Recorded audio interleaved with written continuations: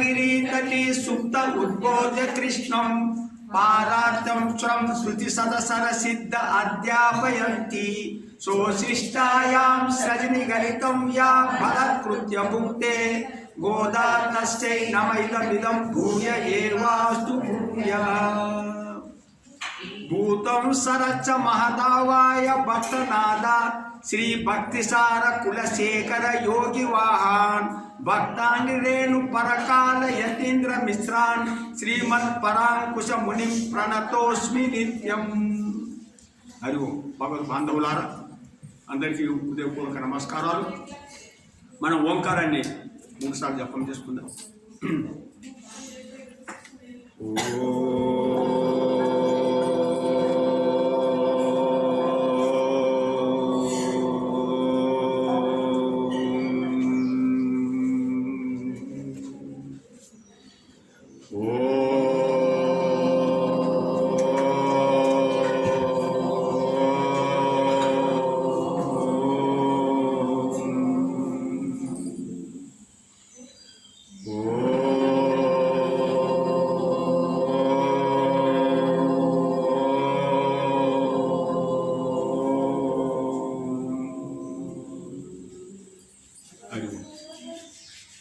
ఈరోజు మనము 23వ పాసురం. నిన్న 22వ పాసురంలో గోదాదేవి గోపికలు స్వామివారి యొక్క కటాక్షాన్ని కోరుకున్నారు. మీరు ఇలా మెల్లగా కన్నులు తెరిచి మా మీద ప్రసరింపజేయాలి. ఆయన చూశాడు. నిన్న సాక్షాత్కారం జరిగింది గోదాదేవికి గోపికలు. ఇప్పుడు ఈ పాసురంలో ఆయన ఎలా నడిచి రావాలా అని చెబుతున్నాడు. ఈ పాసురంలో ఆయన ఒక సింహంలాగా, ఆయన అంతఃపురం నుండి సింహంలాగా నడిచి రావడం. అది ఎలా? ఇందులో ఒక చాలా గూఢార్థం ఉన్నదండి. ఈ పాసురంలో గొప్ప అర్థం ఏంటంటే తత్వం అసి, తత్వం అసి. ఇది ఇప్పుడు కనబడేది ఆయననే. తత్వం అసి అంటే ఈ యొక్క ఉపనిషత్తు వాక్యాన్ని ఇందులో నిరూపణ జరుగుతుందన్నమాట. అంటే పరమాత్మయే ఈ యొక్క ప్రపంచం. ఈ ప్రపంచమే ఈ ప్రపంచము కారణము పరమాత్మ. ఈ ప్రపంచమే పరమాత్మ. ఆయన స్థూల దృష్టి అన్నమాట. ఈ ప్రపంచం ఆయన శరీరం అని కూడా చెప్పుకోవచ్చు. అంటే ఈ ప్రపంచమంతా ఆయనది. ఈ ప్రపంచానికి ఇది కార్యం. ప్రపంచాన్ని కార్యం అంటారు, పరమాత్మని కారణం. అర్థమైందా? అంటే ఈ కార్యం అంటే ఏంటిదంటే, ఉదాహరణకు ఇప్పుడు మనము ఇంట్లో ఒక ఇడ్లీ తయారు చేసినాం. ఇడ్లీ తయారు చేస్తే అది కార్యం. కారణం ఏంటిది? దానికి కావాల్సిన వస్తువులు కారణం కదా. ఇప్పుడు ఇంటి ముందట ఒక టెంట్ వేసినాం. టెంట్ వేసి ఉన్నది ఇంటి ముందట. అప్పుడు అది ఒక కార్యం అవుతుంది. మూలము, ఆ టెంట్కు మూలం ఏంటిది? లేదు ఇంట్లో బర్త్డే కానీ, ఓ వివాహం కానీ, ఒక ఫంక్షన్ జరుగుతుండే, అందుకోసమే టెంట్. అది కార్యం. అదే ఈ ప్రపంచం కనబడుతుంది, ఇది కార్యం. ఇది కనబడడానికి కారణం ఎవరు? పరమాత్మ. ఆయన కారణం అన్నమాట. ఆయన ఒక కారణం ఎవరు ఉన్నారంటే ఇంక లేరు. ఆయననే సర్వం. అందుకోసం మనకు 6వ పాసురంలో అమ్మ చెప్పింది, వెళ్ళతు తురవిల్, ఇది కళ్ళ సకటం కలక్కలియే కాలొచ్చి వెళ్ళతు తురవిల్ తువిలమరంద విత్తనాయి. అంటే ఈ ప్రపంచానికి అంతటికీ బీజం లాంటి వాడు పరమాత్మ, బీజం. అందుకోసమే ఆయన కారణం. ఇది ఇందులో మనకు తెలియజేస్తుంది అన్నమాట పాసన. అందుకోసమే ఈ ప్రపంచాన్ని, అంటే ఈ ప్రకృతిని మనం చాలా జాగ్రత్తగా వాడాలంట. కాలుష్యం చేయకూడదు. ఇప్పుడు ఎట్లా అయిపోయింది చూడండి. వాయు కాలుష్యం, నీరు కాలుష్యం, భూమి కాలుష్యం, ఎన్నో కారణాలు. ఇప్పుడు ఢిల్లీలో అయితే మనం గాలి పీల్చలేం. అంటే అంత మనం దీన్ని పాడు చేస్తున్నాం. అంటే ఈ పరమాత్మ యొక్క శరీరాన్ని మనం పాడు చేస్తున్నాం అన్నట్టు కూడా చెప్పుకోవాలి. అందుకోసమే గోదాదేవి ఇప్పుడు మనకు భాగవతంలో శ్రీకృష్ణ పరమాత్మ కాలింది మడుగు విషమై ఉండదన్నమాట పాముతో. అందుకోసమే ఆ మడుగుని మంచిగా చేయడానికి ఆ సర్పాన్ని పంపించేశాడు. దాని మీద నాట్యం చేశాడు కదా. పాము మీద నాట్యం చేసి దాన్ని చంపలే. నువ్వు ఈ మడుగును వదిలిపెట్టాయి, నువ్వు ఇందులో విషం కక్కుతున్నావు, ఈ ఆవులు తాగి పాడైపోతున్నాయి. కాబట్టి అప్పుడే శ్రీకృష్ణుడు దాపరయుగంలోనే స్వచ్ఛత అభియాన్ స్టార్ట్ చేసింది. ఆ విధంగా మనకు స్వచ్ఛత ఉండాలి. ఇప్పుడు కూడా నరేంద్ర మోడీ ఈ నదులలో ఒక మిషన్ తయారు తెచ్చిండు. ఆ మిషన్ ద్వారా ఈ మొత్తం చెత్తను తొలగిస్తున్నాడు. శుభ్రత ఉండాలి. ఎందుకు? ఈ ప్రపంచమే పరమాత్మ, పరమాత్మకు ప్రపంచానికి అభేదం అనేదాన్ని అమ్మ తీసుకొచ్చింది. ఈ ప్రపంచానికి పరమాత్మకు అభేదం అంటే పరమాత్మ ఈ ప్రపంచము ఒకటే అనే భావం మనలో కలగాలి. ఈ యొక్క 23వ పాఠం అంటే ఈ ప్రపంచము చూస్తుంటే దీన్ని మనం ఎలా చూడాలంటే ఆ పరమాత్మ ఇందులో ఉన్నాడని చూడాలన్నట్టు. ఏదైనా సౌందర్యం చూసినామనుకో ఆ సౌందర్యంలో పరమాత్మను చూడాలని మనకు తెలియజేస్తుంది అమ్మ. అంటే ఈ కనబడే ప్రపంచానికి పరమాత్మకు అభేదం అనే ఈ పాసం ఒకసారి అనుసంధానం చేసుకుందాం.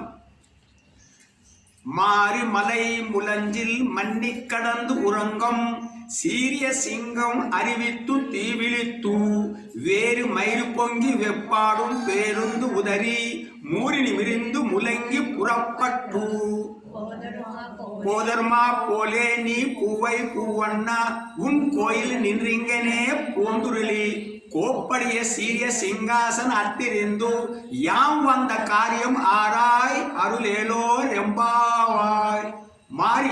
మారి అంటే వర్షాకాలం, మలై అంటే పర్వతం, మారి మలై, ములంజిల్ అంటే గుహ.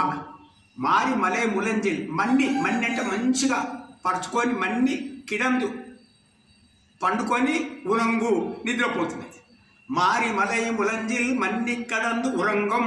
ఆ యొక్క వర్షాకాలంలో పర్వత గుహలో మంచిగా పక్క పరుచుకొని పడుకొని హాయిగా నిద్రపోతుందంట. ఏది? సీరియ సింగం, శౌర్యం ప్రతాపం ఉన్నటువంటి సింహం. అది పండుకున్నా కూడా దాని దగ్గర పోలేం, అంత భయంకరంగా ఉంటుంది. అలా పండుకున్నది. ఇక్కడ వర్షాకాలంలో గుహలో తన ఆడసింహంతో కలిసి ఆ యొక్క నిద్రపోతుంది. అంటే ప్రపంచం సృష్టించే ముందు పరమాత్మ కూడా ఈ మొత్తం ప్రళయం అయిపోయింది. మొత్తం ప్రళయం ఉన్నప్పుడు కూడా పరమాత్మ అలా చీకట్లో ఒక్కడే లక్ష్మీ సమేతుడే ఉంటాడు అని మనం దృష్టి పెట్టుకోవాలి. ఏ విధంగా అయితే సింహము గుహలో ఉన్నది నిద్రపోతున్నది, అట్లా పరమాత్మ కూడా చీకటి అంటే చీకటికి అవతల ఆ పరమాత్మ లక్ష్మీ సమేతుడే నిద్రపోతున్నాడు అని మనం కంపేర్ చేసుకోవచ్చు. అంటే సింహం నిద్రపోతుందంటే పరమాత్మ నిద్రపోతుంది. ఎప్పుడు? వర్షాకాలం అంటే మొత్తం చీకట్లో ఉన్నారన్నట్టు. అట్లా పరమాత్మ కూడా ప్రళయముల ఎవ్వరు లేరు, అప్పుడు పరమాత్మ ఒక్కడే లక్ష్మీ సమేతుడే నిద్రపోతున్నాడు అని ఊహించుకోవాలి. ఇప్పుడు సింహం అలా పండుకున్నది. ఇప్పుడేమన్నారు? పండుకున్న సీరియస్ సింహం అరివిత్తు అంటే తెలివి తెచ్చుకున్నది, అంటే నిద్ర లేచింది. ఇక్కడ అరివిత్తు అంటున్నాడు, నిద్ర లేచింది అని కాదు, తెలివి తెచ్చుకున్నది సింహం. అరివిత్తు తీవిలిత్తు అంటే తీక్షణంగా చూసింది. నిద్ర లేచిన తర్వాత సింహము తీక్షణంగా చూడడం జరిగింది. ఎట్లా రాస్తున్నారు చూడు అమ్మవారు. ఆ గుహలో అమ్మవారు సింహాన్ని ఎలా లేస్తున్నది, ఆ లేస్తుంటే ఎలా కనబడుతున్నది, అమ్మవారు దర్శనం చూస్తున్నది చూడు. గోదాదేవి 5 సంవత్సరాలు ఉన్న గోదాదేవి రాస్తున్నది, గమనించండి. ఎలా లేచినప్పుడు తీవిలిత్తు తీక్షణంగా చూపులంట. తీవిలిత్తు వేరి మైరు పొంగి, వేరి అంటే మెడ మీద, మైరు అంటే వెంట్రుకలు, సువాసన గల వెంట్రుకలు మావి. ఆ సింహంకు సువాసన ఉంటుంది ఆ శరీరంలో. ఆ వెంట్రుకలు పొంగినాయి. వేరి మైరు పొంగి అంటే నిక్కపరుచుకున్నాయి వెంట్రుకలు. వేరి మైరు పొంగి వెప్పాడం అంటే పక్క మీద అటు ఇటు దొర్లింది నలుపక్కల. వెప్పాడం పేరుందు అంటే చూసింది. ఉదిరి అంటే దులిపింది ఒకసారి. సింహం తన జూలుని నిక్కపరుచుకొని ఆ పక్క మీద అటు ఇటు దొర్లి నలువైపులా చూసి ఆ శరీరాన్ని దుర్భరించింది. అంటే పరమాత్మ ఈ ప్రళయంలో నిద్ర తనంతట తనే లేచినాడంట, ఎవరు లేపలే ఆ పరమాత్మను కూడా. ఆ పరమాత్మ లేచి ఒక్కసారి తీక్షణంగా చూస్తే ఆ తేజస్సు అనమాట, ఆయన తేజస్సే. ఆ తేజస్సు నుంచి జలం నుంచి ప్రకృతి వచ్చిందంటే పరమాత్మ. ఆ చూపుల నుంచి తేజస్సు. ఆ తర్వాత ఆయన ఇట్లా కదిలిండు అన్నప్పుడు ఈ అండ సృష్టి. ఆ తర్వాత ఆయన దులుపుకున్నాడు మొత్తం లోకాలు. ఈ సింహం దులిపినప్పుడు దాని ఒక దుమ్ము ఎట్లా బయటికి వెదజల్లిందో పరమాత్మ కూడా ఒక్కసారి అలా చూసినప్పుడు ఈ ప్రపంచమంతా వచ్చేసిందంట ఆయన నుంచి. అంటే ఈ సృష్టి అండము, ఆ తర్వాత బ్రహ్మ, మొత్తం సృష్టి జరిగిపోయింది. అంటే ఆ పరమాత్మనే ఈ సృష్టి అనమాట. అదేవిధంగా ఈ యొక్క సింహము ఆ విధంగా వేరు మైరు పొంగి వెప్పాడు పేరుంది ఉదరి మూరి నిమిరిందు. ఒకసారి అవయాలన్నీ ఇట్లా సాగదీసింది నిద్రలేసిన తర్వాత. ఊరి నిమిరిందు ముల్లంగి అంటే గర్జించింది. ముల్లంగి పురపట్టు బయలుదేరింది. అట్లా ఆ విధంగా ఓ స్వామి నువ్వు కూడా అంతఃపురంలో నీలాదేవితో పండుకొని లేచి ఈ విధంగా నీలాదేవిలో ఉన్నటువంటి అంతఃపురంలో ఉన్నటువంటి ఓ స్వామి నువ్వు కూడా సింహంలాగా నడిచిరా అంటున్నాడు. ఎట్లా అంటున్నది? పురపట్టు పోదర్మా పోలే. అది బయలుదేరి ఎట్లా వచ్చిందో ఆ విధంగా సింహము ఆ గృహం నుంచి బయలుదేరి ఎలా వచ్చిందో అదే మాదిరిగా నువ్వు కూడా రా. ఎట్లా రావాలా నువ్వు? నీ పువ్వన్నా అని అంటే అతిశి పుష్పం అంటారు. అంటే ఒక నీల రంగు నల్లపు రంగు గల పుష్పం. అంటే అమ్మవారు ఏమంటుందంటే, స్వామి నువ్వు ఆనాడు ప్రహ్లాదుని రక్షించడానికి నరసింహావతారంగా రాకు, భయంకరం ఉంటుంది అది.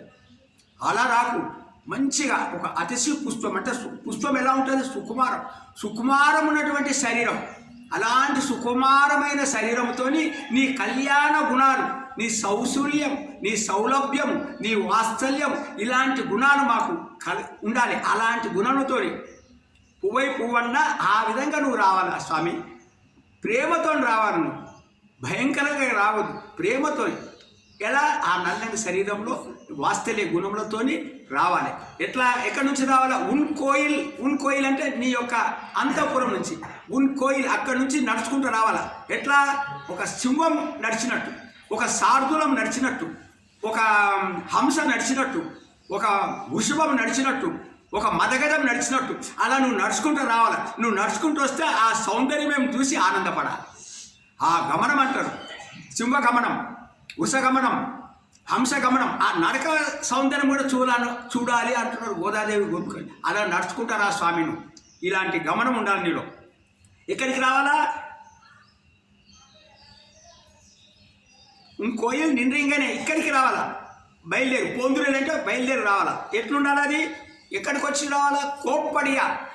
కోప్పుడియా అంటే విచిత్రమైనటువంటిది, విజయమైనటువంటి సీర్య సింహాసనం అంటే రమణీయమైనటువంటి సింహాసనం కూర్చో. సీర్య సింహాసనత్తు ఇరిందు వచ్చి కూర్చో, మాకేం తొందర లేదు. మంచిగా వచ్చి అలా నడుచుకుంటూ వచ్చి నీ నడక సౌందర్యం మేము చూడాలా. వచ్చినాక కూర్చొని ఏం చేయాలా చెప్తున్నా. కూర్చుంటే కార్యం మేము వచ్చిన కార్యం, మా కార్యం ఏంటిదో కార్యం ఆరాయ్ తెలుసుకో, అడుగు. మేము ఎందుకు వచ్చినామని అడుగు, పరిశీలన చేయి మమ్మల్ని. మేము ఎందుకు వచ్చినాం అడుగు, మంచిగా కూర్చొని మమ్మల్ని అడుగు. మేము ఎందుకు వచ్చినాం ఇక్కడికైనా అడుగు మమ్మల్ని. కార్యం ఆరాయ్ అడిగి తెలుసుకో. అడుగులేడు కృప చేయి స్వామి. నీ కృపనే కావాలా. నీ కృపనే ఉంటేనే మాకు దొరుకుతాయి. కానీ మేము సాధన చేస్తే మాకేం దొరకదు. మా దగ్గర సాధన సంపత్తి కూడా లేదు ఇట్లా గోపికలు. ఎందుకంటే శరణాగతి ఉండాలి. నేను సాధన చేస్తున్నా, నేను ఇంత చేస్తున్నా, నేను ఇన్ని వ్రతాలు చేస్తున్నా, ఇంత తపం చేస్తున్నా అనే ఇది ఉండకూడదు. మనకు సాధన మన గొప్పతనం కాదు, ఆయన కృప కావాలి. కానీ మనం సాధన చెయ్యాలి. కానీ నేనే సాధన చేస్తున్నా కాబట్టి స్వామి వచ్చిండు లే అట్లా కాదు. మనం సాధన చేయాలి, కానీ సాధననే ఆయన కృప మనకు దొరకదు. సో ఆ విధంగా స్వామిని సింహాసనం కూర్చొని మేము వచ్చిన కారణాన్ని తెలుసుకోమంటున్నాం. ఎందుకంటే స్వామిని అంతఃపురంలో మనకు ఏదైతే ఇష్టాలని మాట ఇచ్చిందనుకో, తర్వాత ఆయన మాట నేర్పరి. మళ్ళీ నేను ఎప్పుడు ఇచ్చిన మాట అని అంటాడు. కాబట్టి నువ్వు సింహాసనం కూర్చొని, సభలో కూర్చొని, అందరి ముందర చెప్తే నువ్వు ఏ మాట చెప్పినో అది నెరవేరుస్తావు. కాబట్టి నువ్వు సభలో కూర్చొని, సింహాసనంలో కూర్చొని మాకు మాట ఇవ్వాలి. అందుకోసమే గోపికలందరూ ఇక్కడ కూర్చొని చెప్పాను. ఆ తర్వాత ఇప్పుడు ఏం చెప్పారో చెప్పలే, కానీ ఆ స్వామి నడుచుకుంటూ వచ్చింది కదా, అప్పుడు కొంచెం బాధపడ్డారు. అరే మేము కూడా వామన అవతారంలో ఆ దేవతలు స్వామిని ముల్లోకాలు కొలిచినప్పుడు పాదాలకు ఎంత కష్టపెట్టినారు అనుకున్నాము. మేము కూడా స్వామి పాదాలను కష్టపెట్టడమే, అంతఃపురం నుంచి సింహాసనం దాకా నడుచుకుంటూ వచ్చిండే. ఆ పద్మం లాంటి ఆ యొక్క పాదాలకు ఎంత కందిపోయినాయేమో అని బాధపడినమాట. అందుకోసము రేపు 24వ పాశ్రంలో ఆ పాదాలకు మంగళం చేస్తున్నారు. అది మనం తర్వాత చెప్పుకుందాం. హరే నమః, హరే నమః, హరే నమః.